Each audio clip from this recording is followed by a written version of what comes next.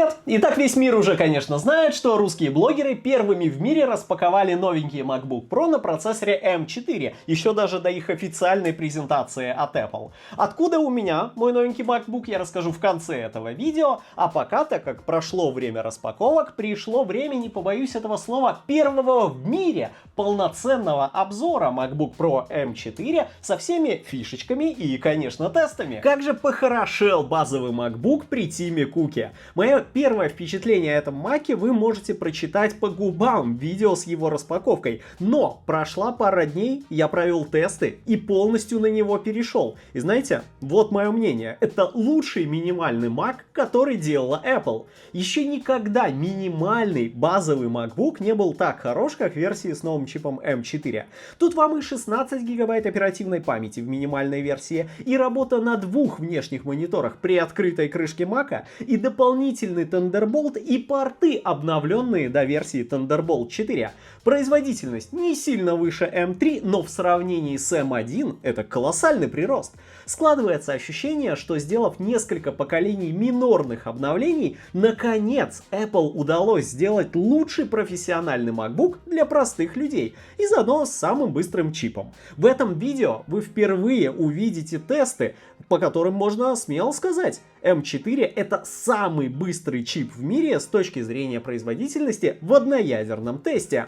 Главная фишка этого мака это, конечно, новый чип M4. Да-да, это вы слышите на каждой презентации, но теперь все действительно иначе. M4 выполнен по технологии 3 нанометра, к этому Apple шла многие годы, и тот же M3, если разбираться и вдаваться в подробности, все равно был промежуточным решением. Если вообще углубляться в нудные подробности, и M2, и M3 это промежуточные варианты. M4 это как раз то, к чему финально шла Apple, и реально он нас удивит. Давайте начнем сразу с самого интересного. Что вообще изменилось? В линейке всех чипов Apple есть база. Например, M3. Он устанавливался в MacBook с приставкой Pro. И у меня всегда возникал большой вопрос. MacBook с приставкой Pro. Как он может иметь 8 гигабайт оперативной памяти? Есть даже несколько интервью, в которых инженеры Apple пытались всех убедить, что их 8 гигабайт это не другие 8 гигабайт. Но вы все равно докидывали $200 за 16 гигабайт, и тут уже разница с M3 Pro невелика, и вот так я подсел на чипы M1 Pro, M2 Pro, M3 Pro на несколько лет. Но вот сделать в M4 минимальную версию сразу с 16 гигабайтами, это уже действительно профессиональное решение. Да, вы получаете 16 гигабайт в минимальной версии, и в MacBook Pro больше вообще нету памяти на 8 гигабайт. Это круто. С портами тоже очень интересная история. Сегодня 14-дюймовый MacBook Pro на M3 имеет два порта USB-C Thunderbolt 3. А вот 3 Thunderbolt 4 есть только в 14 и 16 дюймовых моделях MacBook Pro, но уже на чипах M3 Pro и M3 Max. В M4 над этим поработали, и теперь в минимальном MacBook Pro на M4 мы получаем 3 порта Thunderbolt 4. Появилась и поддержка двух мониторов при открытой крышке Мака. Частый сценарий это использование MacBook как системного блока, а что, вы где-то работаете на мониторе, потом отключаете его и работаете уже удаленно. Кайф. Но что если дома вам надо больше экранов? Это тоже теперь не проблема для минимальной версии. В минимальный M4 добавили поддержку двух мониторов с разрешением до 6К. У минимального M3 была поддержка всего одного монитора. И многих эта история забавляет. Мол, мой компьютер поддерживает огромное количество мониторов, но тут вся фишка в разрешении. Ну и выросло количество ядер ЦПУ. Теперь в минимальной версии 10 ядер ЦПУ и 10 ГПУ. Это небольшое и не сильно ощутимое изменение для начального уровня профессионалов, но зато это приятно. Аккумулятор, кстати, надо отдельно выделить на тайм-коде, он меня порадовал. Apple всегда была лидером по автономной работе, но тут ребята превзошли себя. Так как презентации еще не было, я не знаю, сколько часов видео нам заявит Apple, я его зарядил, настраивал, тестировал, закачивал программы, снимал все на одном заряде. Автономность этого мака меня действительно порадовала. Я вам просто покажу статистику за время его использования, пока снимал это видео. Утверждать, что вы получите вот то же самое, я не могу, ну, все все-таки от вашего режима использования. При том, что маки работают одинаково быстро при подключенном питании и без, я получил максимум от этого мака. А теперь перейдем к тестам. И сразу надо сказать, что тесты проводились и при подключенном питании, и без. В обоих случаях результаты были одинаковые. Вы получаете одинаковую производительность при наличии питания и работе от аккумулятора. Это тема макбуков. Это стоит еще раз просто проговорить для тех, кто перешел сюда по тайм-коду. А начну я тесты с Geekbench, но с AI Geekbench. Это набор тестов рабочих нагрузок, выполняемых с числами одинарной, половинной точности и квантовыми данными. Тут основная фишка будет Apple Intelligence, поэтому кому интересно, вот результаты в одноядерном тесте, детальная раскладочка, также, пожалуйста, все промотаю, вот посмотрите. Конечно, многоядерный тест, он также нам доступен, вот его результаты. И, наверное, вот эта история, она главная на следующие несколько лет. Это тест Neural Engine. На будущее поколение, наверное, вот его будут смотреть в первую очередь, потому что всем правит теперь AI. Ну и, конечно, теперь классика, Geekbench. Основные изменения тут произошли в самом чипе и, безусловно, важны циферки. Они у нас существенно выросли. Так, в одноядерном тесте Geekbench Mac на M4 выдает вообще фантастические цифры. В многоядерном тесте он нас как бы тоже радует. Данные это актуальны, и вот вам мое железо, оно установлено в новый Mac, поэтому никакого фотошопа, много инсинуаций в интернете, но нет, это обычный Mac на M4. Вот так получилось. Конечно, запустим и GPU-тест, тут также покажу все, что выдает Benchmark.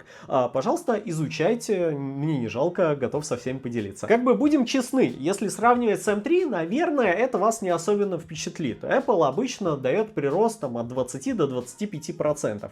Но вы сравните с M1. Тут же как с айфонами, разница ощущается через 2-3 поколения. Менять макбуки ежегодно, ну, это прерогатива блогера. Ну и так как Mac у нас, он не игровая платформа, как мы знаем, он все-таки предназначен для монтажа, давайте посмотрим на тесты в рендере. Ничего красиво на графике я рисовать не буду, циферки написать может каждый, а вот прям на Маке, пожалуйста, посмотрите впервые. Тут мы тоже запустим одноядерный тест. В сингл-коре M4 становится самым быстрым чипом в мире, обогнав даже M1 Max и M1 Ultra. Причем обогнав на какие-то просто невероятные значения.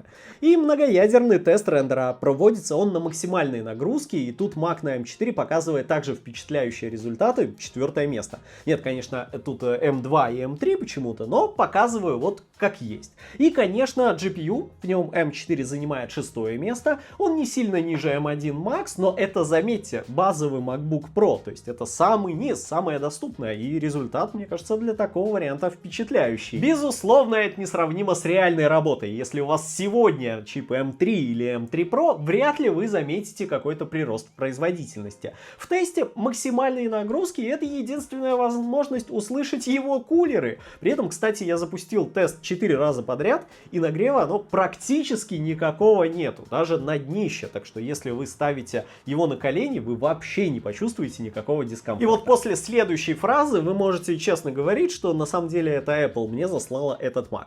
Перед нами самый быстрый чип, сравнимый с версиями Pro и Max прошлых поколений. Если Apple не изменит цену, вот это будет фантастика. Ну, это из позитива, а теперь что никогда не изменится? Ну, опять же, на мой взгляд. Это, наверное, дизайн. За последние годы появилось четкое ощущение, что Apple достигла своего идеала. Хотя челка вызывает вопросы, с помощью приложения Notch.Nook ее научились там делать функциональнее, но это до сих пор какое-то странное решение. Хотя и отличительная черта Mac'а. Фронталку тоже вряд ли заменят. Представьте, в 2024 году тут до сих пор 1080p. Мыло мыльное, но несмотря на это, есть режим как бы в центре внимания. Но, правда, и Apple же придумала легкое подключение к iPhone в видеозвонках. И, кстати, без сторонних программ. Поддержка переключения на камеру iPhone есть сегодня во всех приложениях.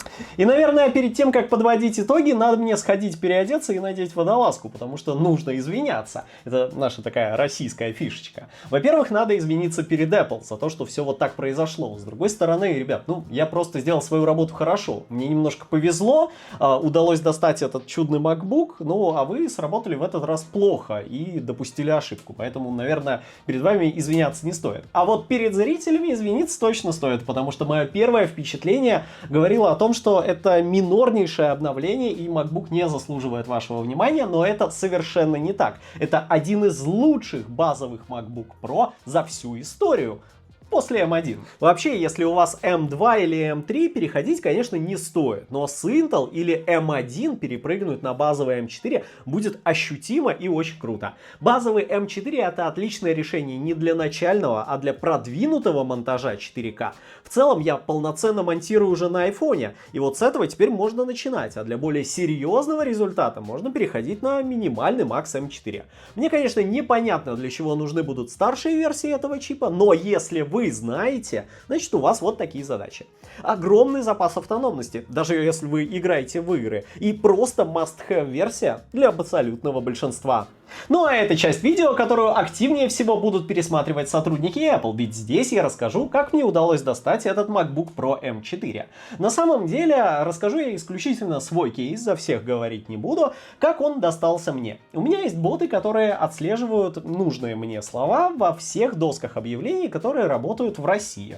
И когда MacBook Pro на M4 появился у нас в поле зрения, мы моментально согласились его выкупить абсолютно за любые деньги. Честно, сумма была космическая, и все произошло очень просто. Мы откликнулись, нам написали, куда, собственно, скинуть деньги, мы их скинули, нас не кинули, примчался курьер и нам его отдал. Конечно, никакой личной встречи с человеком, который владел этим маком до нас, не было. Честно говоря, было ощущение, что мы можем вообще не получить ничего, но так как мы уже знали кейс, что за сутки до этого другой российский блогер распаковал, собственно, MacBook M4, мы понимали, что вот сейчас, в принципе, они где-то в поле зрения должны появиться. Поэтому, ребята из Apple, собственно, моей вины тут нету, думаю, ругать меня тут абсолютно не за что. Собственно, не я вытащил MacBook со склада Apple или там с цепочки поставок, не знаю, бог его знает, откуда вы его потеряли, может это тестовый MacBook, который вы какой-то звезде обещали. В общем, эта история мне, к сожалению, неизвестна, и я вам не помогу решить эту загадку. Единственное, что я вам могу сказать, что как фаната вы меня очень разочаровали. Потому что, ну, конечно, я ожидал, что вы подойдете к своей работе более тщательно. Безусловно, это классный гаджет, и я рад, что я вижу его намного раньше других. Но в остальном, ребят, ну, как-то что-то надо исправлять. Спасибо всем, что досмотрели это видео до конца. Надеюсь, MacBook вам понравился, он действительно достоин вашего внимания. Ставьте лайк этому видео и подписывайтесь на канал. С вами был Сергей Романцев. Всем пока!